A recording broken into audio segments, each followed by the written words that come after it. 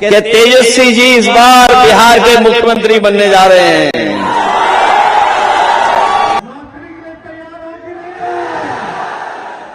तेजस्वी का एक कसक है कि अपन बेरोजगारी को दूर करना है।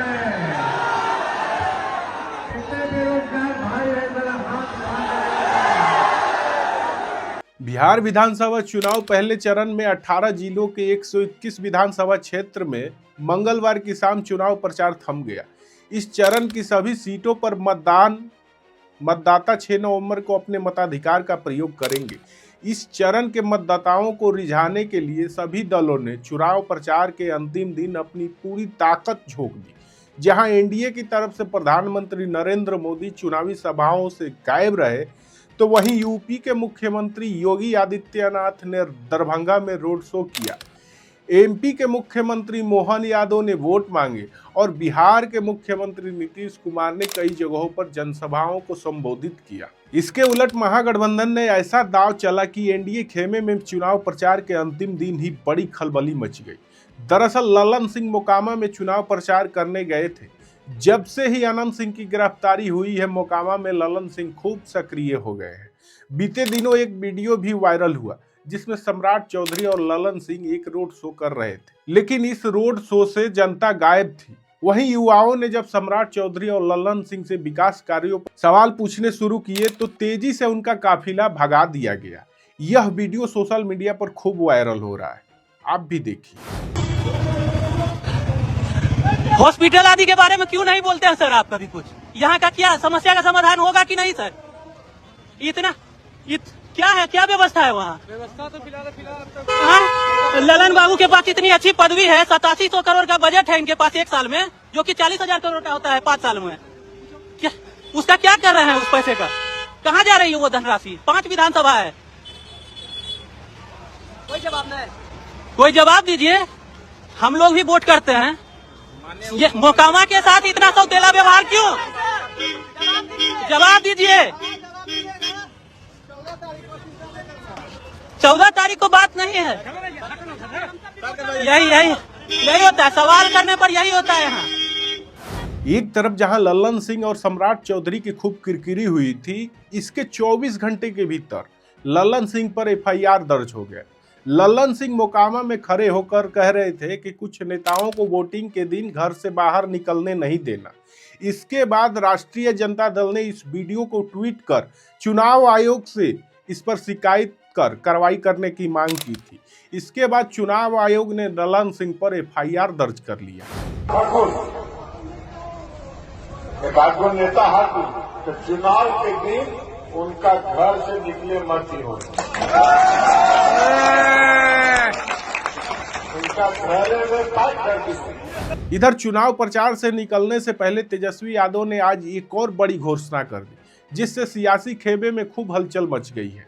तेजस्वी यादव ने एक बार फिर दोहराया कि 14 नवंबर को बिहार में तेजस्वी की सरकार बनने जा रही है और 14 नवंबर के बाद 14 जनवरी को बिहार के सभी महिलाओं के खाते में 30,000 रुपए भेज दिए जाएंगे। जो माई बहन योजना की 1 साल की पूरी राशि एक बार में ही भेजी जाएगी।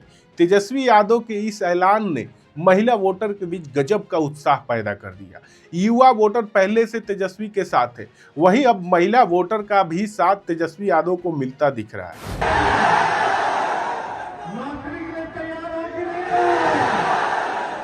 तेजस्वी का एक कसक है कि अपन बेरोजगारी को दूर करना है। कितने बेरोजगार भाई है, जरा हाथ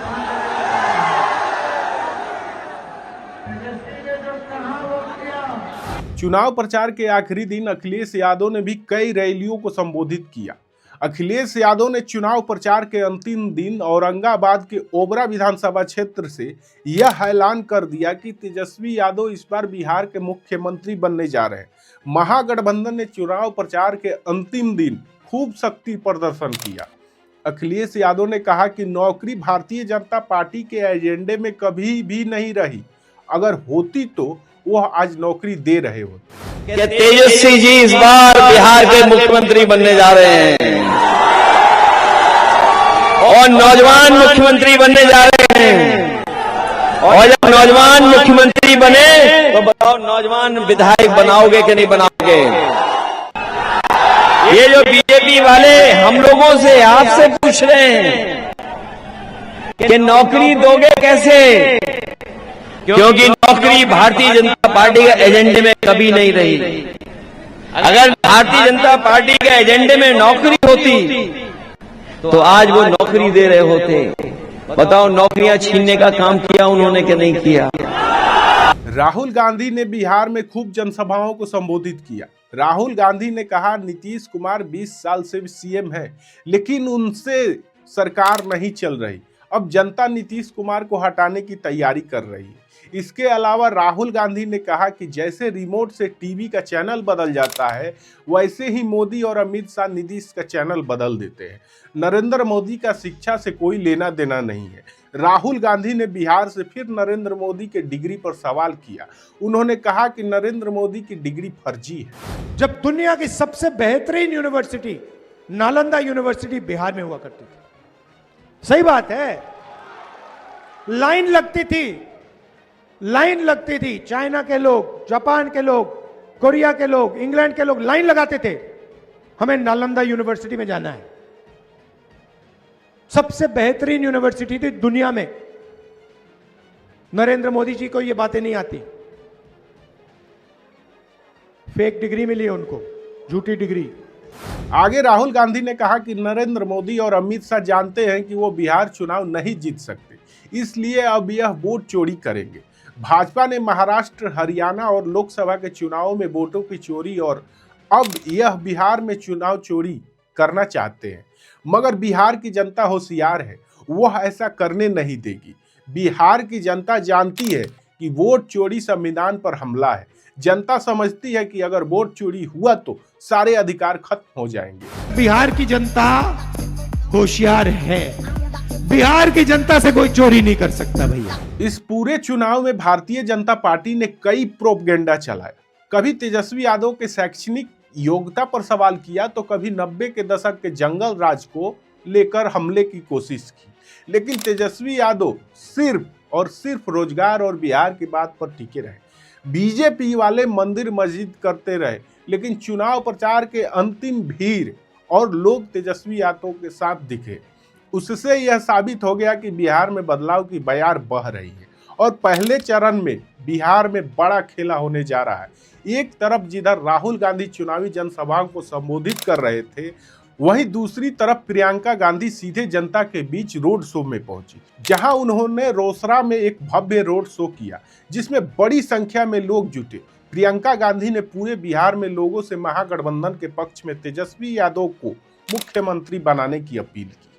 अब अगर बात एनडीए खेमे की करें तो चुनाव प्रचार के अंतिम दिन एनडीए जनता के बीच कोई खास मैसेज नहीं दे पाया। आज मोदी जहां चुनावी रैलियों से दूर रहे, वहीं नितिन गडकरी ने फिर से बचकाना बयान देकर सबको हैरान कर दिया। एक चुनावी जनसभा में केंद्रीय मंत्री नितिन गडकरी ने कहा कि मैं वचन देता हूं कि यदि इस बार एनडीए की सरकार बिहार में बनी तो बिहार की सड़कों को हम अमेरिका जैसे बना देंगे। अब जरा नितिन गडकरी को यह कौन बताए कि बिहार में बीते 20 सालों से एनडीए का ही राज है, वहीं केंद्र में एनडीए से ही प्रधानमंत्री नरेंद्र मोदी हैं और बिहार के अधिकतर सीटों पर लोकसभा के सांसद एनडीए खेमे से हैं। अब तक जब सड़क की दुर्दशा आपने ठीक नहीं की तो अब क्या कर लेंगे? एनडीए बस चुनावी जुमला फेंकना जानता है। जमीन की सच्चाई, बिहार के मुद्दे, बिहार में रोजगार, बच्चों की पढ़ाई, बुजुर्गों की दवाई और किसानों की सिंचाई से एनडीए के कोई मतलब नहीं रह गया। बहरहाल जिन 121 सीटों पर 6 नवंबर को मतदान होना है, वह सीट बिहार में काफी मायने रखती है। यदि इन सीटों में से 1/3 सीटों पर भी तेजस्वी यादव बनाए रखते हैं तो इस बार तेजस्वी यादव को मुख्यमंत्री की कुर्सी पर बैठने से कोई नहीं रोक सकता। एक तरफ जहां एनडीए बिखर गया है, नेता अलग अलग बयानबाजी कर रहे हैं, वहीं अंतिम चरण के प्रचार के दौरान भी महागठबंधन की एकजुटता साफ दिखाई दी। जहां अलग अलग क्षेत्रों में नेताओं ने जनसभाएं की, लेकिन सबका मकसद एक था कि तेजस्वी यादव को बिहार के मुख्यमंत्री बनाना है, बिहार में बदलाव हो। बाकी इन खबरों पर आपकी राय क्या है, हमें कमेंट में जरूर बताएं। धन्यवाद।